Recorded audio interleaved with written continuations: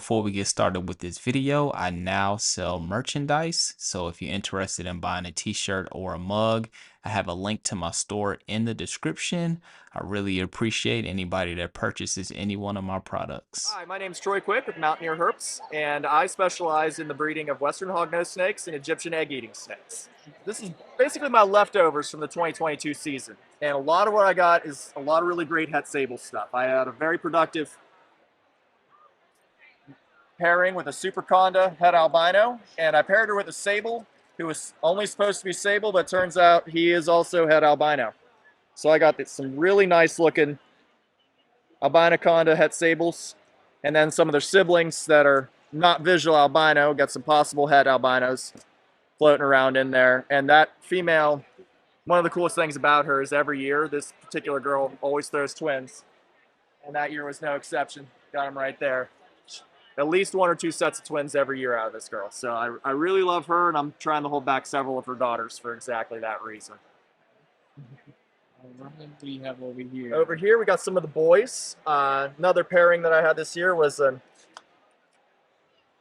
Arctic het albino to an albino anaconda het toffee. This one's in zombie mode right now, so he's not as bright as he usually is. This guy is smoking when he's got a new set of paint on him. And same clutch. We got this really nice triple A possible het toffee girl here, and she gets better and better every shed. She's going to be an absolute screamer by the time she is done growing. So be a very good grab for whoever decides they want to take her home with them. And then over here we have last of this clutch here. He's a little toffee glow, possible het xanthic. He came from a toffee glow by triple het atoxic pairing.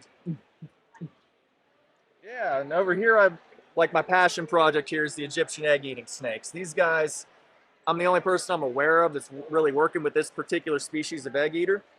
And I kind of screwed around with some wild-caught imports that I bought about 6 years back now. I still have them, and they're still producing babies. And I figured out how to breed these guys. And it turns out it's pretty straightforward, because the area where they're from in Egypt is really tiny, and it's pretty much exactly on the same latitude as Central Florida.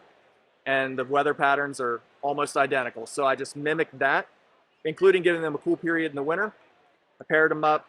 The rest is history. These guys have been producing for about 4 years for me now. And they're deceptively small in that they look like they're really tiny until you get them to stretch out. And like, so this fella here, he's actually pushing 18 inches in length. But when he's all curled up in there, he looks much, much smaller than that. And which is pretty typical for these guys. The males are small and slight.